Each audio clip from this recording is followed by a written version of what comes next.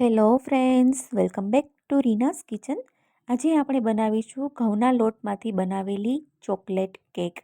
આ કેક જેટલી દેખાય છે એટલી જ સરળ છે, ખૂબ જ ટેસ્ટી છે અને ઘઉંના લોટમાંથી બનાવેલી છે એટલે ખૂબ જ હેલ્ધી પણ છે. તો ખૂબ જ ઓછા ઇન્ગ્રીડિયન્ટ સાથે આ કેક બનાવી છે. તો આ કેક ઘરે બનાવવી ખૂબ જ સરળ છે. જે પહેલીવાર બનાવશે એનાથી પણ 100% પરફેક્ટ બનશે. ખૂબ જ સરળ રીતે બતાવી છે. તો ચાલો આ ટેસ્ટી અને હેલ્થી કેકની રેસીપી જોઈ લઈએ. મારી ચેનલને બેલ આઇકન પ્રેસ કરી સબસ્ક્રાઇબ કરી દેજો નવી રેસીપી જોવા માટે. કેક બનાવવા માટે મેં અહીંયા અડધો કપ ઘઉંનો લોટ લીધો છે. તો ક્યારેય પણ આપણે લોટમાંથી કેક બનાવતા હોઈએ તો આપણી પાસે આ રીતના મેઝરમેન્ટના કપનું માપ હોવું જોઈએ. તો આ મેઝરમેન્ટથી જ ચોક્કસ બજાર જેવી કેક તૈયાર થાય છે. તો અડધો કપ ઘઉંના લોટથી 500 ગ્રામ જેવી કેક થાય. તો હવે અહીંયા મેં 1 ટેબલ સ્પૂન અને 1 ટીએસપી લીધું છે. તો 1 ટેબલ સ્પૂન લખેલું હોય એ સ્પૂનથી 1 ચમચી કોકો પાવડર લેવાનો છે. તમે કોકો પાવડર માટે ઘરમાં રહેલી કોઈ પણ મોટી ચમચીનું માપ પણ લઈ શકો. અડધી ચમચી બેકિંગ પાવડર અને અડધી ચમચી કરતાં ઓછો આપણે કુકિંગ સોડા ઉમેરવાનો છે. 1/4 ચમચી કુકિંગ સોડા ઉમેરેલો છે. તો બધા જ ઇન્ગ્રીડિયન્ટને આપણે ચાળી લેવાના અને કેક માટેનું પ્રીમિક્સ અત્યારે હવે આપણે સાઈડ પર રાખી દઈશું. તો રેડી છે. હવે આપણે અડધો કપ જેટલી ખાંડ લેશું અને અડધા કપ કરતાં થોડું ઓછું દૂધ લેવાનું છે. તો દૂધ અને ખાંડને એકદમ સારી રીતે ઓગાળી દેવાનું છે અને એકદમ કન્ટિન્યુ ચલાવતા જઈ અને મિક્સ કરી લેવાનું. ખાંડ જ્યાં સુધી ના ઓગળે ત્યાં સુધી આ મિક્સચરને આપણે કન્ટિન્યુ ચલાવતા જઈ અને એકદમ સરસ બેટર બનાવી લેવાનું છે. તો તમે જોઈ શકો છો કે ખાંડ બિલકુલ ઓગળવા આવી છે. તો હવે આપણે એક કેક ટીનમાં આ રીતે ઘી ગ્રીસ કરી અને મેંદાથી આપણે ડસ્ટિંગ કરી લેવાનું છે, જેથી કેક છે એ ચોટે નહીં. તો બધી જ ખાંડ અહીંયા ઓગળી ગઈ છે. તો હવે આપણે અહીંયા 3 ચમચી જેટલું બટર ઉમેરશું કેકને એકદમ સરસ મોઇસ્ચર બનાવવા માટે. તો થોડું થોડું બેટર ઉમેરતા જઈ અને આપણે કેક માટેનું બેટર તૈયાર કરવાનું છે. તો આ રીતે એક જ ડાયરેક્શનમાં ચલાવતા જવાનું છે એટલે કેકમાં એરિએશન પ્રોસેસ થાય અને હવાના કણ ભરાય, જેથી આપણી કેક ફૂલેલી થશે અને એકદમ જાળીદાર કેક બને છે. તો થોડું થોડું કરી અને બધું જ દૂધનું મિક્સચર છે એ કેકમાં ઉમેરી દેવાનું. તો છેલ્લે 1 જ ચમચી જેટલું મિક્સચર વધે છે. બધું જ મિક્સર છે એ મેં આ કેકમાં ઉમેરી દીધું છે અને કેક આ રીતે ચમચામાંથી રિબનની જેમ પડે ત્યાં સુધીનું આપણે બેટર રાખવાનું છે. એટલું જ ઘટ બેટર રાખવાનું. હવે આપણે કેકને આપણે મોલ્ડમાં લઈ લઈએ. તો બધી જ કેક છે કેક ટીનમાં લઈ લીધી છે અને ટીનને આપણે ટેપ કરી દઈશું. હવે ઢોકળિયામાં મીઠું પાથરી દીધું છે અને 10 મિનિટ માટે આપણે એમનેમ જ પ્રીહીટ કરવાનું છે. તો મેં 10 મિનિટ માટે ઢોકળિયાને પ્રીહીટ કરી દીધું હતું.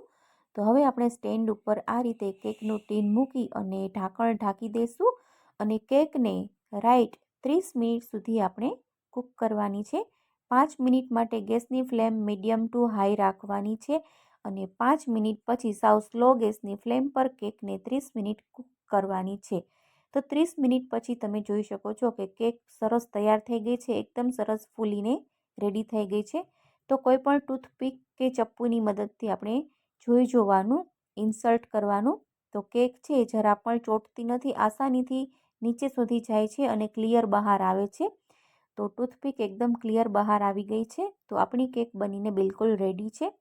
તો હવે આપણે કેકને 15થી 20 મિનિટ માટે રૂમ ટેમ્પરેચર ઉપર આ જ રીતે એમનેમ રહેવા દઈશું, જેથી કેક સરસ ઠંડી થઈ જાય. ત્યાં સુધીમાં આપણે ચોકલેટ ઘાનાચે બનાવશું. તો એના માટે આપણે ચોકલેટ લેવાની છે. તો મેં અહીંયા આ રીતની ડેરી મિલ્કના આ રીતના 6 ક્યુબ્સ લીધા છે. એને ઝીણા ઝીણા સમારી લેવાના છે. તમે કેક ચોકલેટનું માપ વધારે કે ઓછું કરી શકો છો. તો આ રીતે બધી ચોકલેટ છે થોડી થોડી સમારી લેવાની, જેથી ચોકલેટ છે જલ્દીથી મેલ્ટ થઈ જશે.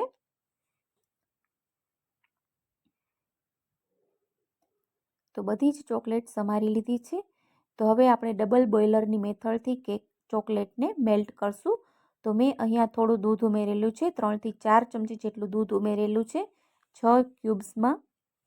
તો હવે અહીંયા એક સોસ પેન છે, એમાં ગરમ ઉકળતું પાણી લેવાનું અને એની અંદર આપણે આ ચોકલેટનું મિક્સર છે એ થોડી વાર રાખી મૂકવાનું. એટલે બધી જ ચોકલેટ છે એ સરસ ઓગળી જશે અને એકદમ સરસ ચોકલેટ સિરપ તૈયાર થઈ જાય છે. તો 5 જ મિનિટમાં બધી ચોકલેટ ઓગળી અને બિલકુલ તૈયાર છે.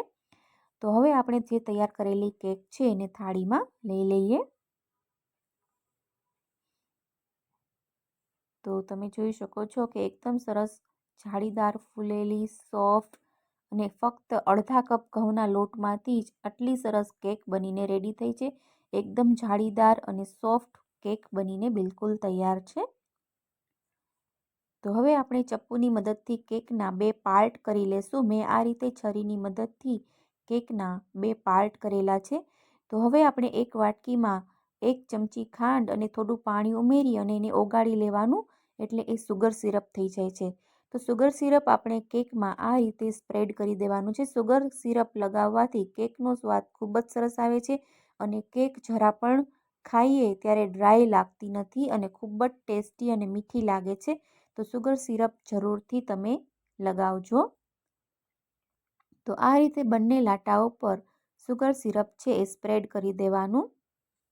તો હવે અહીંયા ચોકલેટ સિરપ પણ રેડી છે. તો તમે આ ચોકલેટ સિરપને અહીંયા કેક ઉપર વચ્ચે પણ લગાવી શકો છો. તો હવે આપણે તેમાં ગ્લેઝ આપવા માટે 1 ચમચી બટર ઉમેરી દેવાનું છે, જેથી બહુ સરસ એકદમ ગ્લેઝ કેક તૈયાર થશે. એનો લુક એકદમ શાઇની આવશે બટર ઉમેરવાથી. તો હવે અહીંયા બંને લાટાઓ હું એમનેમ જોઈન્ટ કરી દઉં છું. વચ્ચે સુગર સિરપ નથી લગાવતી. તમારે જો લગાવવું હોય તો તમે લગાવી શકો છો. તો હવે આપણે કેક ઉપર આ રીતે બધી જ સાઈડ આપણે સુગર સિરપ છે એ સ્પ્રેડ કરી દેવાનું. કેકની ઉપર અને સાઈડમાં ફરતી સાઈડ આ રીતે હળવે હાથે લગાવતા જવાનું છે. તો છે ને એકદમ સરળ કેક બનાવવી ખૂબ જ સરળ છે. તમે આ માપથી એક વખત કેક જરૂરથી ટ્રાય કરજો. તમે બીજી બધી જ રીત ભૂલી જશો. આ એકદમ સરળ માપ છે કેક બનાવવા માટે. અડધો કપ ઘઉંનો લોટ હોય તો અડધો કપ દૂધ અને અડધો કપ ખાંડ લેવાની અને સાથે અડધી ચમચી બેકિંગ પાવડર લેવાનો. અડધો કપ લોટ હોય તો અડધી ચમચી બેકિંગ પાવડર અને 1 કપ ઘઉં હોય તો 1 ચમચી બેકિંગ પાવડર લેવું. ફ્રેન્ડ્સ, તમે આ માપથી કેક બનાવશો તો તમારી કેક ક્યારેય પણ બગડશે નહીં અને પરફેક્ટ જ બનશે. પહેલી વારમાં પણ પરફેક્ટ બનશે. તમારે કેકને જે રીતે ગાર્નિશ કરવું હોય તમે એ રીતે ગાર્નિશ કરી શકો છો. તો ફરતી રીતે આ રીતે આપણે ચોકલેટ સિરપથી કેકને કોટ કરી દઈશું. જ્યારે ચોકલેટ સિરપ એકદમ સરસ કેક એબ્ઝોર્બ કરી લેશે ત્યારે એકદમ સરસ ગ્લેઝ અને શાઇની કેક દેખાશે. તો હવે અહીંયા મેં પાર્લે બિસ્કિટનો ક્રંચ ભૂક્કો લીધો છે. તો એને આપણે ફરતી સાઈડ આ રીતે લગાવી દેવાનો છે, જેથી કેકનો લુક બહાર જેવો આવે. જો તમારે એ ન કરવું હોય તો તમે એ સ્કીપ પણ કરી શકો છો. તો બની છે ને એકદમ સરળ કેક. આ કેક ખૂબ જ ટેસ્ટી બની છે અને એકદમ હેલ્થી બની છે. તો ફ્રેન્ડ્સ, જો તમને પણ આ રેસીપી ગમી હોય તો મારી યુટ્યુબ ચેનલ રીનાસ કિચનને બેલ આઇકન પ્રેસ કરી અને સબસ્ક્રાઈબ કરી દેજો.